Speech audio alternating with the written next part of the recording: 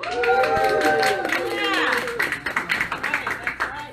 So I'm just going to share. Again, I'm Minister Chris Scott from Tabernacle of Praise Church International. And I'm just going to share a little snippet of African Americans in missions.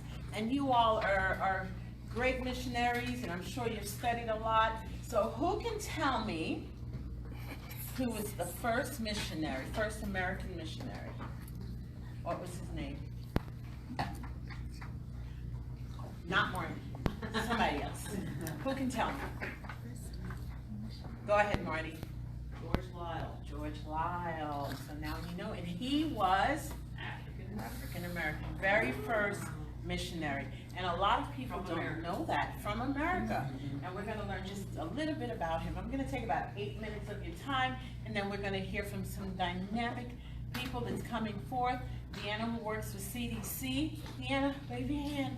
So she works for CDC in the Atlanta area. She's part of Tabernacle of Praise Church International, and she's going to bring forth some great information. And then our very own, we call them Mama and Baba Patrick. They're going to talk about African American music and how it developed, and I just want to even be part of what they're going to say. I saw a little bit of it, and I can't wait, so I'm excited. So African Americans in missions. African Americans in missions. Let's take a look at some of the centuries. The 18th century, there was John Morant. He was a free black from New York City. He was already ministering cross-culturally and preaching the gospel to the Cherokee, the Creek, Catawba, and Hausa Indians back in 18th century. And it makes you wonder, if all of this was happening, why is there such a shortage of African Americans on the missions field? Anybody ever wonder that? You ever wonder that? Yeah. Even sometimes when TOP, when we go on missions trips and they see us, they're like, I didn't know they were African American missionaries. We hear that quite a bit, you know. Next slide. This is my clicker. High five, clicker. Woo! 1782, George Liele, former pastor, and he moved his family to Kingston, Jamaica with 4 others. Other former American slaves. He formed the first African Baptist Church of Kingston, Jamaica. He's considered the first American missionary. So that's George Liele. So I don't think anybody will ever forget that after today. We might do a test, like Pastor said earlier, right? I think not. Oh, no! And I wish Mary was in here. Mary, who sits on the board. She's doing her her thesis, right?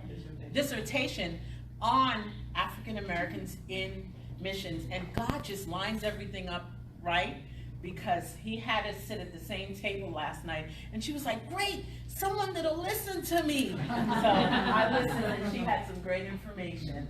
So also in 1790, we had Prince Williams. He freed slave from South Carolina, went to Nassau, Bahamas, where he started Bethel Meeting House. So another one, and there are loads and loads of African American missionaries in history. And then this is one that her and I talked about at the table last night, Mary Tearing. At the age of 56, she started in missions. She left America to go to the Congo, and because of her age, she was not accepted for support. So she sold her house, gave up everything the way she knew it. She went to the Congo, and she used her savings, and she raised $100 a month from local church women and traveled to the Congo. She was instrumental in starting homes for girls and young women. So someone can say that she left a legacy, right? Because it wasn't about her, it was about God. She was doing what he sent her to do. Her work was so exceptional that within 2 years, she was receiving full support from her board. That's amazing.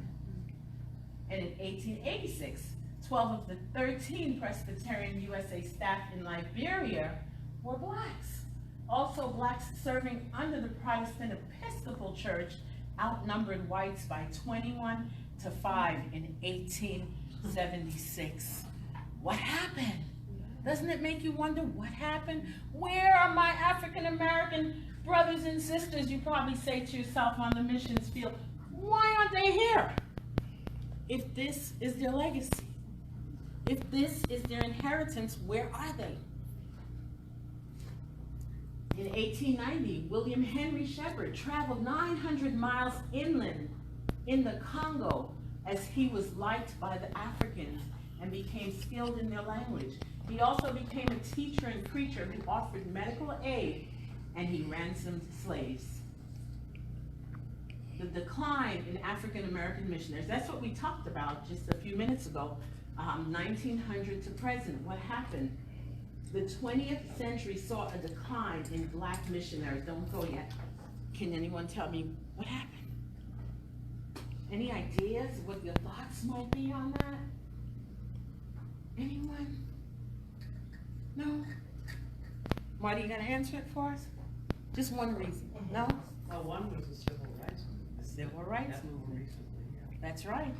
Let's go, we'll see some other reasons as well. Some African Americans were not welcomed in some countries for political reasons that were taking place here. And even there in those countries, the way they saw black Americans. And in 1916, the independent black churches grew from 30,000 to over 4 million members. They're not thinking about sending missionaries abroad, right? Because now there's something at home that needs to be taken care of. 4 million members, and therefore there were missionary boards formed in the churches to take care of the situations at home. And the lack of money caused a drop in the ability of many black churches to support missions. So over the years, that's kind of like what we see now. Pastor McBride is one of the exceptions to what's going on because he's missions minded, he's got it. But he struggles to tell other pastors, look, you gotta be mission minded. You gotta unlock use this key and unlock the door to missions. So that's one of the issues why we don't have a lot of support. The support volunteer movement, the chief recruiters of missionaries primarily worked at colleges and universities where blacks were least likely to be found. So if you're looking for missionaries and you're not going to colleges where there are a lot of African Americans, you're not going to find those missionaries and be able to train them and deploy them. And the challenges with mobilizing African American missionaries, it's been an uneven playing ground. It's been an uneven playing ground. There's a mindset of there are things that need to be done here at home. We hear it a lot. We hear, you're going abroad, but there's stuff that needs to be done here. What about hurting people here? We have American Red Cross here. We have food stamps here. No one should starve here because we have help. But in these other countries, that help is not there in some cases. And Mama Marge says it best. What do you tell them? You're here. Yeah. That's right. So if you're not going, do something. So that's one of the reasons. And sometimes we don't start from the same place. And I want to tell you about this little example right here. Dr. Bailey, Dr. Patricia Bailey, who's my mentor, and she has been to over 146 countries in the last 40 years since she's been on the missions field. And she said when she was working with Dr. Frederick C. Price in the inner cities of Los Angeles, she went in to train the youth. And she started by asking a few questions. One of the questions was, what's a passport? And the little girl raised her hand and said, I know, it's a Honda Jeep. And then she said, what's a visa? I know, it's a credit card. What's the 1040 window? Oh, 1040, that's a tax form. My parents use that. So we're not starting on the same playing field. I started as a missionary at 48 years old. And that's what we're finding African Americans doing, starting at an older age. So what can we do to change that? What are we doing at Tabernacle of Praise to change that? We are providing opportunities at an early age. We're doing things now by imparting missions into them. The Patricks took a group of our young people from our academy to New Mexico. 11-year-olds. 11-year-olds. So you think about it. Most of you who grew up as their parents being missionaries, you've been exposed to it. And we haven't. So we have to do things now for the younger people coming up to say, hey, this is your inheritance. This is your heritage. There are people that came before you. They can't say, oh, well, I never knew any African Americans to be missionaries. They haven't been taught. So that's what we're doing at TOP, training and encouraging the youth towards missions. We're sharing information about this rich heritage like George Lyle. That may make someone say, oh, I'll do that. He was the first missionary. You know, next please. We are holding youth conferences. We have Jamaica for Jesus, our youth right now. I think you heard Pastor talk about that.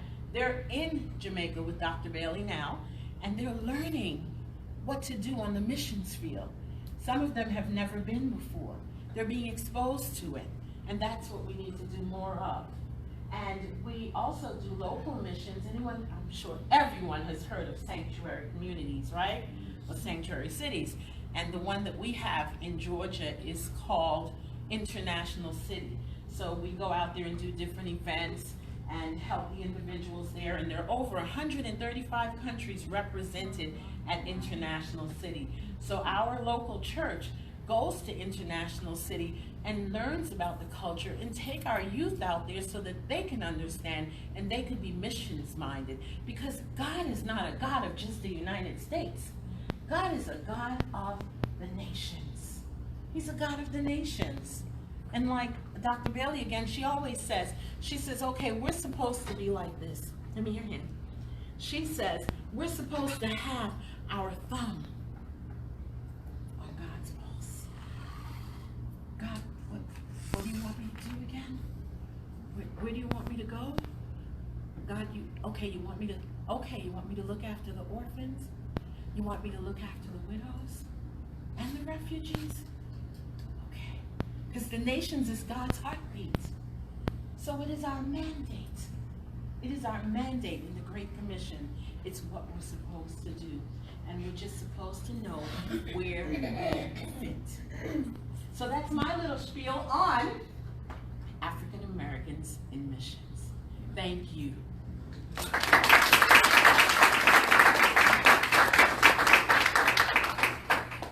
Thank you, Minister Chris, for setting the stage for us. So now that we know that it's not a lack of interest,